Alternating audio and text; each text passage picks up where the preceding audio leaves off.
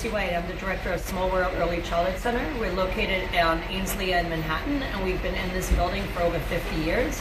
We're owned and operated by St. Nick's Alliance, which is a large nonprofit in the neighborhood. Welcome to Small World. We occupy the second, third, and fourth floor of this building, and due to COVID, we have new protocols in place to maintain the safety and health of all the students and staff. So upon children's arrival here in the lobby, they are greeted by our program staff in the lobby, where we conduct a health screening by taking the temperature. Parents sign in and complete a health check form. Now we're going to go upstairs. Entering the second floor of the Child Care Center, which maintains the 2-year-old rooms and some of the 3-year-old classrooms. Come on in.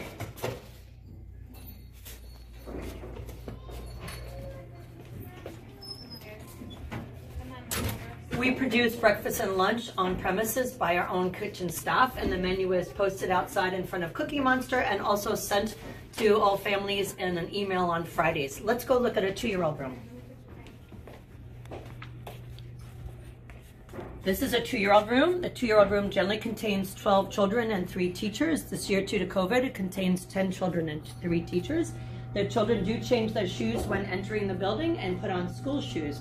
As you can see, the classroom is set up in centers where there are opportunities for the children to explore play in a developmentally appropriate manner based on their age. So each classroom has a sink for washing hands before meals, a block area, a dramatic play area, an art area, a science and math area, a library or cozy corner, and a location where the children conduct whole group activities such as morning meeting and story time. The children in this classroom are currently in the multi-purpose room, which is an indoor gym for them to have gross motor activities since the weather is inclement. When they're done, they'll be coming back into the classroom to join in a family-style snack.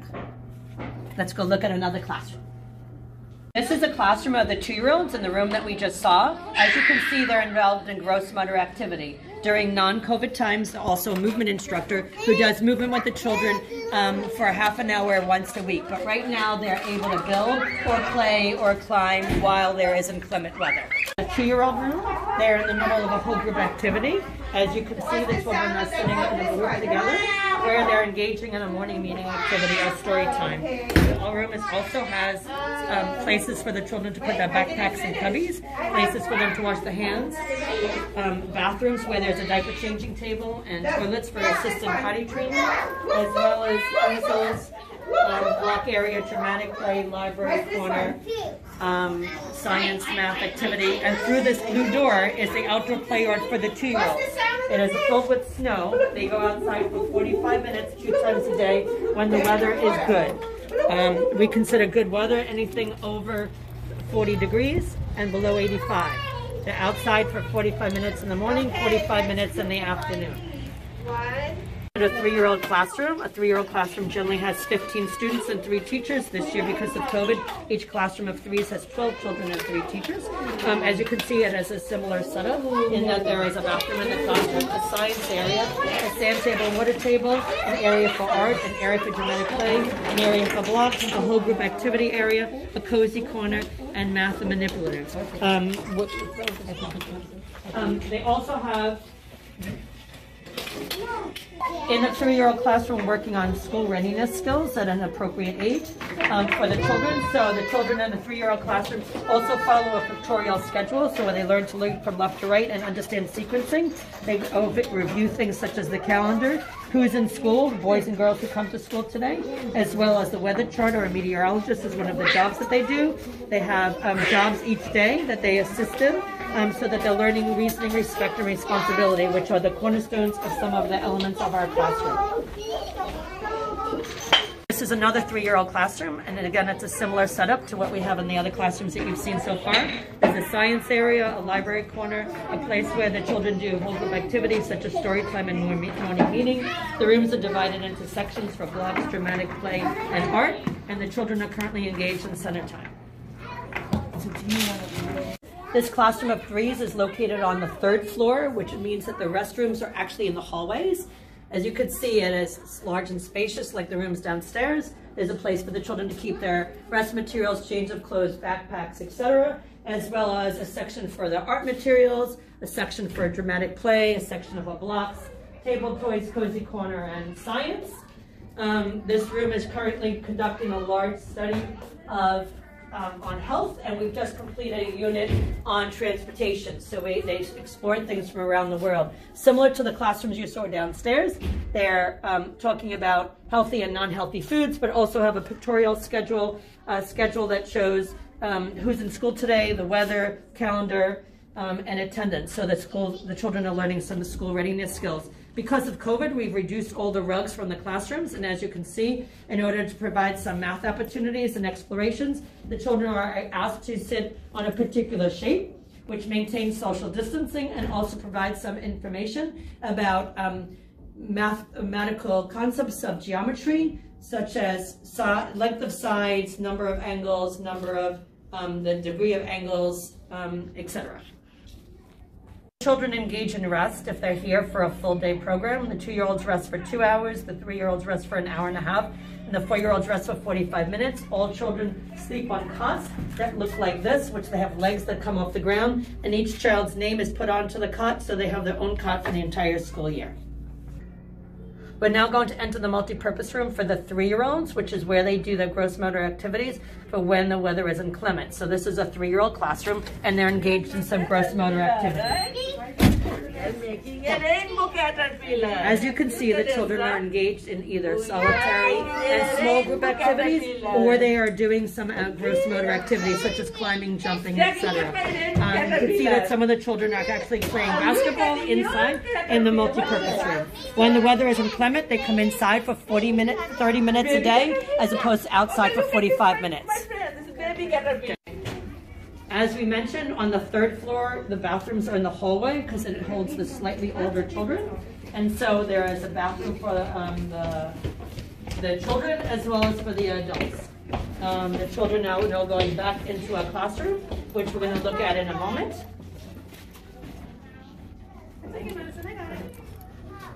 We're now entering into a 4-year-old classroom. This is a UPK classroom. Generally, a UPK classroom has 18 students. Hello, Matt.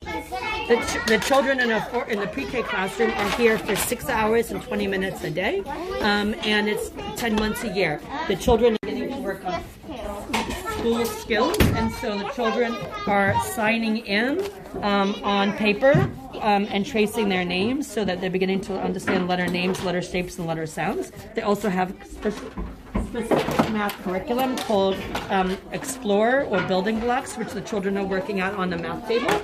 As you can see in a UPK classroom, there's also a writing table, which is where they begin to continue working on their writing skills, looking at letter names, letter shapes, and letter sounds. And they can use any of these centers at any time. There is a library corner. The children in all the classrooms also work on social emotional skills through a pyramid model, which is a social emotional supports curriculum that's international, and teaches the children vocabulary about their emotions so that they can discuss their feelings. And as you can also see, they're working on letter names, letter sounds. We use something called handwriting without tears. The children in the classroom also engage in whole group activities, and similar to the classrooms we saw, they have specific spaces where they sit now so that we don't have rugs, so they can find a place to sit for whole group activities and maintaining social distance.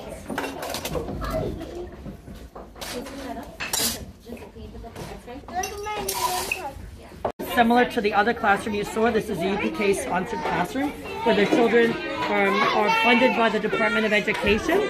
And in order to support some math concepts for all the children, if we look at their centers have signs on them so that we provide some math skills to the children, and they learn responsibility by knowing how many children are at a center, and they will determine how many children could go based on the availability of the signs.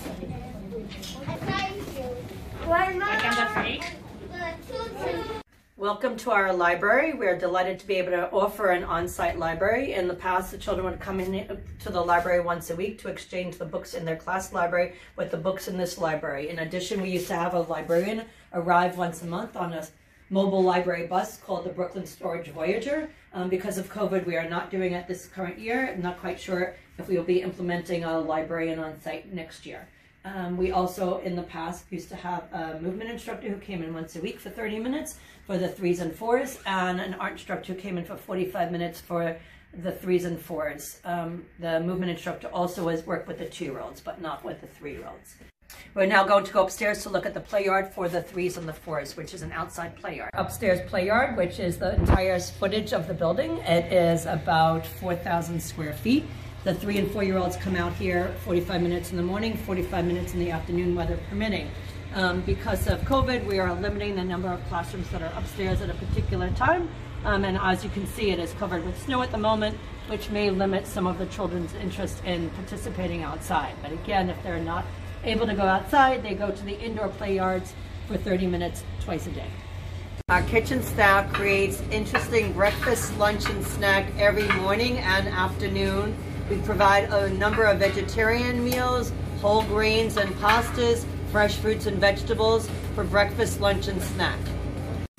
I know that this video is a little quicker than our normal tours have been in the past, but we do provide information to families on a weekly basis through an email called Words of the Week, which goes out on Fridays. We conduct and produce a newsletter. We have a family manual, we have a monthly newsletter, and we have the school calendar. In addition, we have monthly family workshops, and we have a school orientation in the summer. We have curriculum night designed in October. We have 2 parent-teacher conferences scheduled, one in the fall and the spring. Pre-COVID, we had a number of family events that families were encouraged to participate in, such as a Thanksgiving meal or a fall festival, a winter solstice right before the December break. We also participated in art workshop for families and students, and had special events a couple of times a year, such as people who came in to conduct puppet shows, read new books, visiting petting farm, etc. We ceased those things because of COVID and hope to restore them next year. We also have office staff who are here to assist families and family coordinators. These are the individuals who would help support your child's application and maintain that we have everything that we need in order to have them safely enrolled in our program and communicate with families on a regular basis. If you do have any questions, please feel free to email us or call at 718-963-0330. We'd be happy to speak with you and tell you more about our program. Thank you so much for joining us.